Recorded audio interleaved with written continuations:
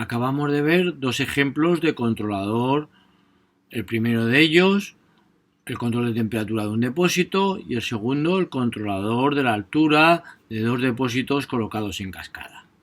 Vamos a ver algunos ejemplos más de controladores para más adelante generalizar esta idea del control por realimentación, esta idea de lo que se llama el control por feedback.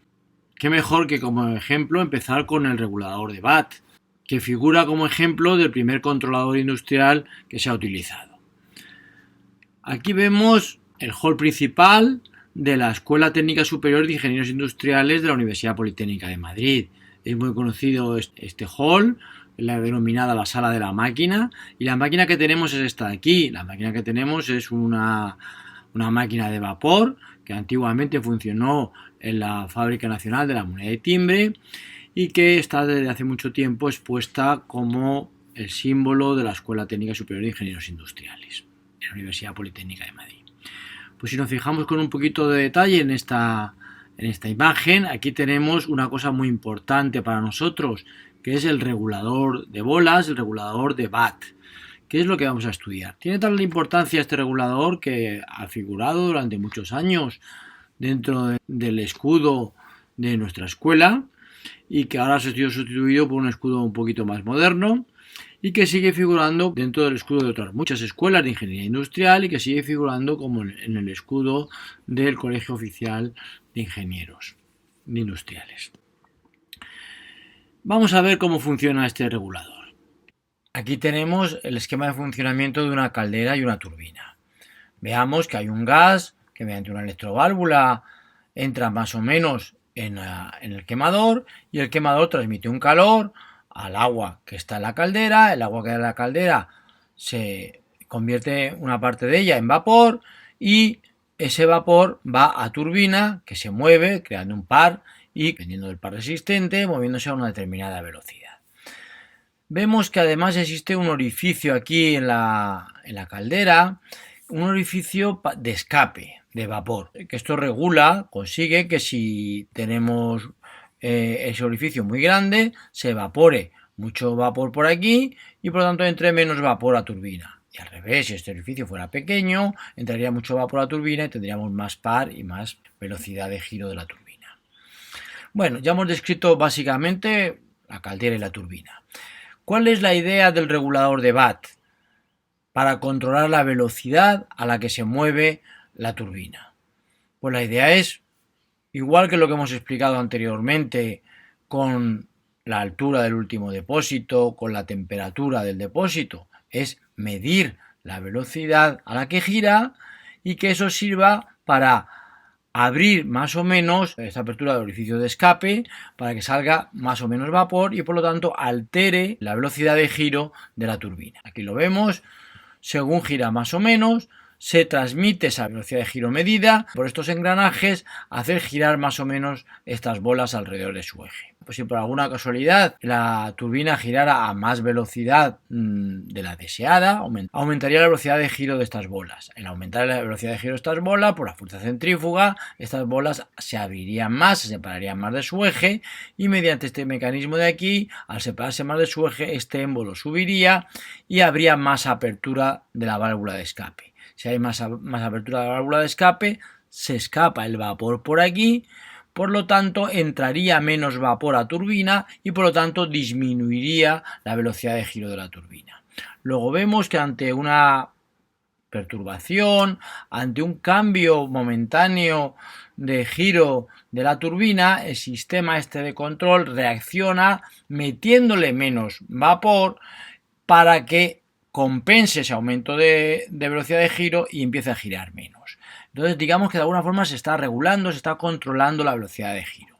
Por supuesto, al revés también, ¿no? Si por algún motivo la velocidad de giro es menor, estas bolas giran menos y por lo tanto pues la fuerza centrífuga es menor, se acercan hacia su eje y por lo tanto este émbolo se cierra y por lo tanto aumenta el vapor en turbina y aumenta la velocidad de giro. Es decir, un intento de disminuir la velocidad de giro hace que el sistema lo compense aumentando la velocidad de giro.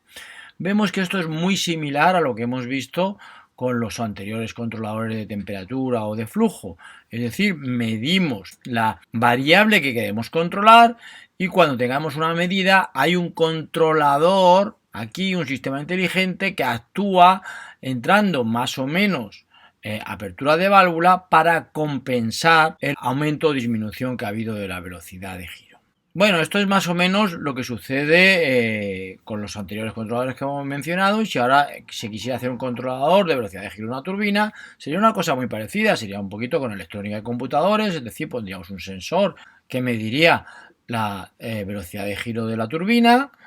Eso entraría en un computador, esa medida de la velocidad de giro de la turbina, en el computador se harían una serie de cálculos y esos cálculos harían que una válvula aquí situada se abriera o se cerrara más para dar más o menos escape. O sea que es muy parecido, esto está hecho de una forma analógica, de una forma tradicional, de una forma mecánica, y lo que hemos comentado es de una forma más digital, una forma más moderna con computadores.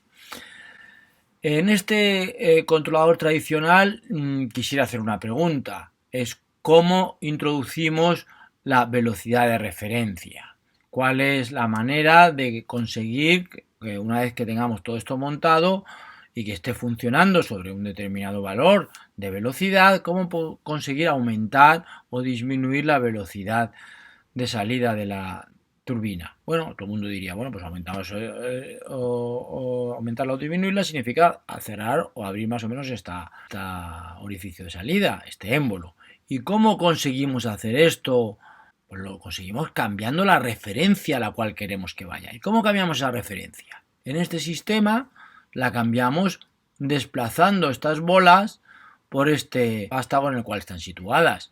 Si para la misma velocidad de giro, si las bolas están más externas, pues entonces el sistema caerá más, se cerrará más y por lo tanto tendremos mayor velocidad de giro. Y al revés. Luego el desplazamiento de estas bolas lo que está fijando es la referencia a la cual nosotros queremos que vaya esta turbina. Bueno, esto es un ejemplo, el primer ejemplo de controlador industrial que tenemos, y hemos dado otros ejemplos anteriormente. Y ahora, ¿cómo es el control en una planta? Pues esto de aquí es una planta industrial, de las cuales vosotros vais a tener acceso durante vuestra carrera profesional.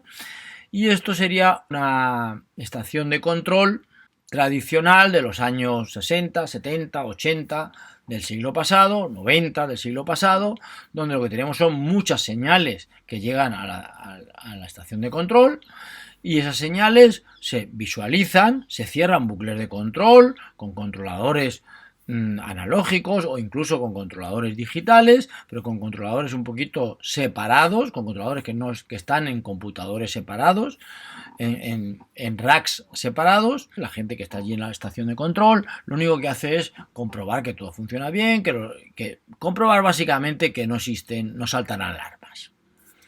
¿Vale? Si todo está funcionando bien, no tiene mucho que hacer. Esto es lo mismo que un avión. Cuando un avión se está pilotando de forma automática, que es la mayoría de los casos, pues el piloto no hace nada. Simplemente ve que el control va adecuado, que el avión se comporta bien y que no saltan alarmas.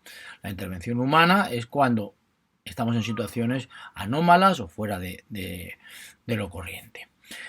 Estas estaciones de antes están siendo sustituidas por otras estaciones más modernas. Esta foto, la central térmica de Meirama, donde vemos que lo que tenemos es la sustitución de todos esos paneles analógicos de visualización de variables y de actuación sobre variables por unos paneles de computadores. Unos paneles de computadores donde vemos que todos los controladores son bolitas en la pantalla del computador, todos los sensores están representados por bolitas en el computador, y que la intervención humana es ya mediante un ratón y mediante el acceso a los programas que están en el computador. Esto es un ejemplo de una de las pantallas estas. Esto está hecho con un software comercial, concretamente con el LabVIEW de National Instruments, en las que veis cosas tal y como las vais a hacer vosotros. Vosotros vais a utilizar otro software, el software Simulink de MathWorks, de MATLAB, y que va a ser muy parecido al que vais a poder ver en la estación de control de una central. Aquí veis, por ejemplo, medidas de flujo, controladores de flujo, medidas de nivel, controladores de nivel. Y esto va a ser muy parecido a lo que vosotros vais a hacer en el curso, ya digo, utilizando un simulador, el simulador de Simulink de MATLAB.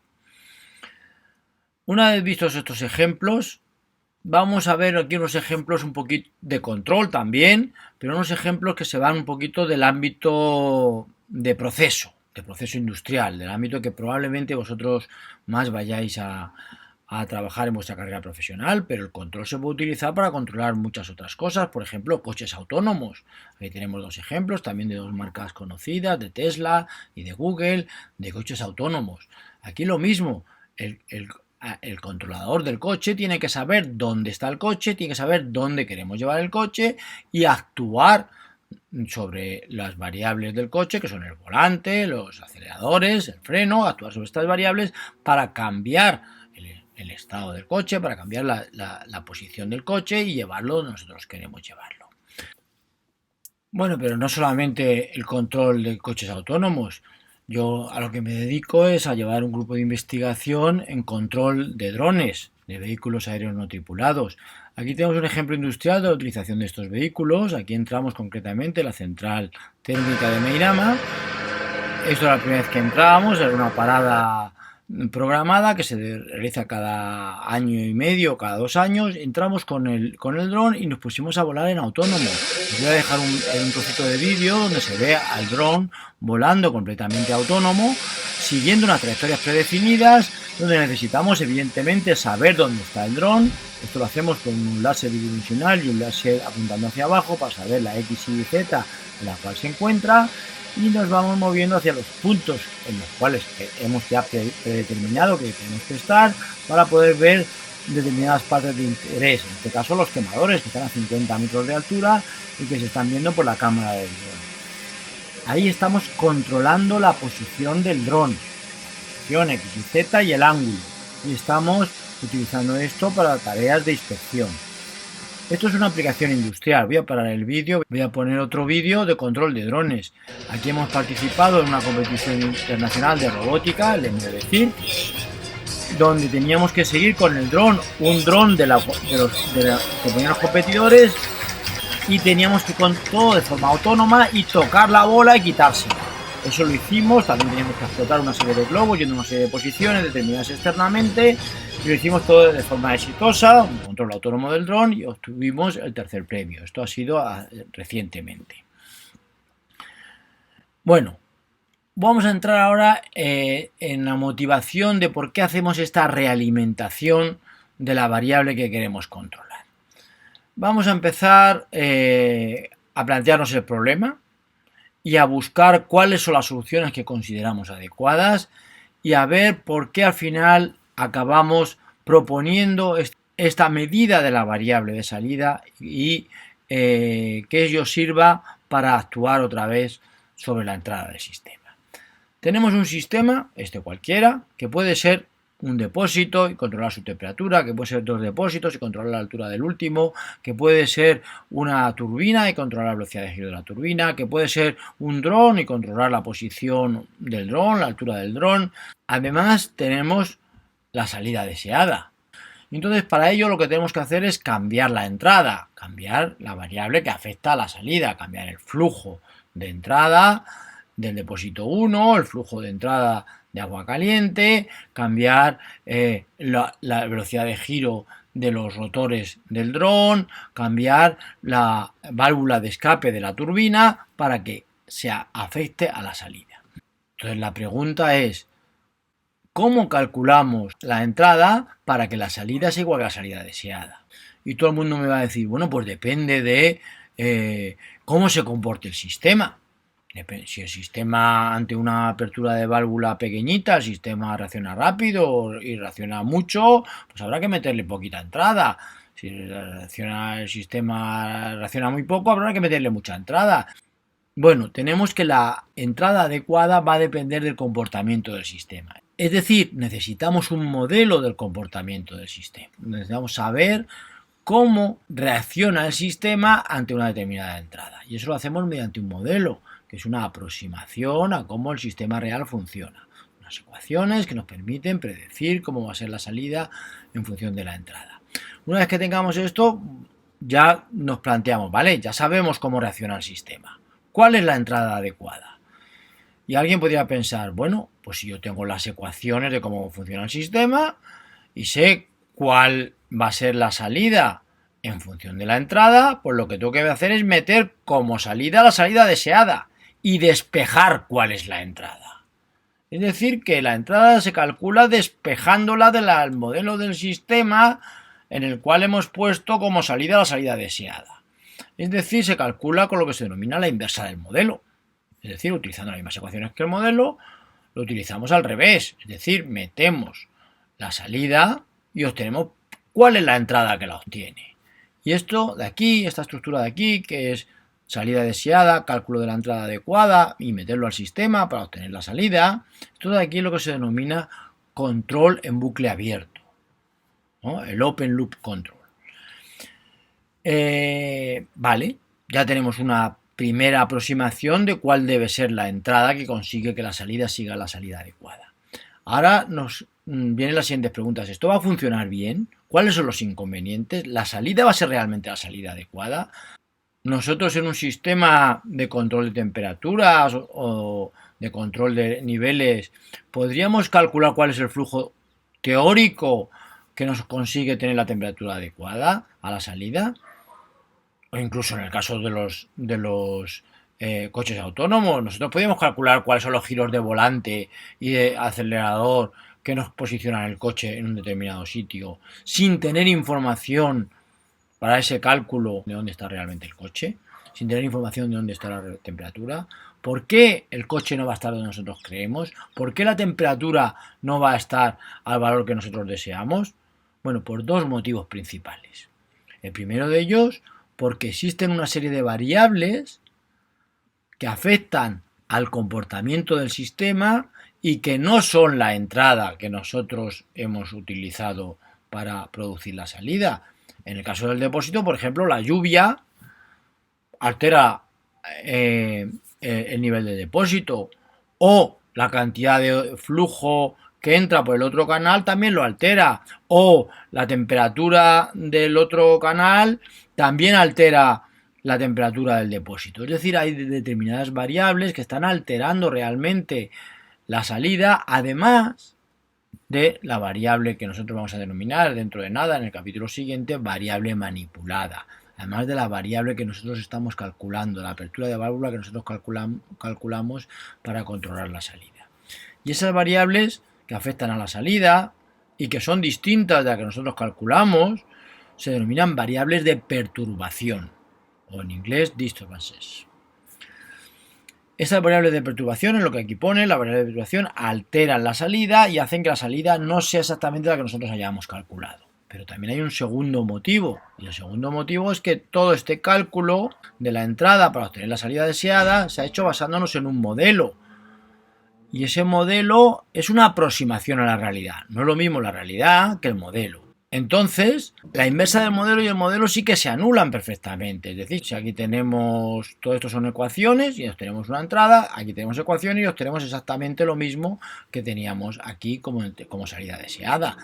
Pero, como el sistema y el modelo no son lo mismo, esto y esto no se van a compensar o se van a anular, sino que el modelo tiene inexactitudes y es lo que ha sido utilizado para calcular la entrada manipulada. Y el sistema es distinto. La realidad no va a ser igual a la salida del modelo. No va a ser igual a lo que nosotros queríamos que tuviéramos a la salida. Luego, ese es el segundo motivo, que es las inexactitudes en el modelo, lo que también lleva a que la salida que nosotros hemos calculado con esta estructura de control, con este Open Loop Control, con este control en bucle abierto, no sea la que nosotros queremos. ¿Qué fallo tenemos aquí? El fallo que tenemos es que nos fiamos de que el modelo es muy exacto, nos fiamos de que no hay otras variables que lo alteren, nos fiamos de que todo teóricamente es muy bueno. Evidentemente, cuanto mejor sea el modelo, pues más exacto será. Evidentemente, cuanto menos perturbaciones tengamos y menos afecten estas variables a la salida, mejor será. Pero siempre tendremos una temperatura a la salida que no será la que nosotros queremos. Por estos motivos. ¿Qué es lo único que tenemos que hacer? Medir la salida. y actuar en función de lo que realmente vale la salida en cada momento. Es decir, cerrar bucles de control, tal y como los que hemos comentado en todos los ejemplos anteriores. Tener la salida, pasarla por un sensor que mide cuánto vale la salida, meterla en nuestro controlador con una ley de control y generar la entrada adecuada. Este es el esquema que vamos a utilizar durante todo el curso para hacer control. Vamos a hacer un esquema que se denomina Closed Loop Control o Feedback Control, control en bucle cerrado, que es la única manera que vamos a tener de garantizar que la salida sea la salida deseada. Nos sigue dando la pregunta de cuál es la entrada adecuada del sistema, cómo la calculamos en función de la referencia de la salida y del valor medido de la salida. Y la respuesta es, pues eso depende del comportamiento del sistema. Es decir, necesitamos saber cómo va a reaccionar el sistema para poder hacer este cálculo. Necesitamos un modelo del sistema. Necesitamos, una vez que tengamos el modelo y hemos puesto una ley de control, necesitamos predecir cómo se va a comportar el sistema, es decir, analizar los sistemas a través de los modelos y las leyes de control que utilizamos, hacer un análisis. Y por último, necesitaremos diseñar el controlador para que se cumplan nuestras especificaciones de control. Es decir, que durante la asignatura vamos a ver la parte de modelado, de análisis dinámico y de control de sistema.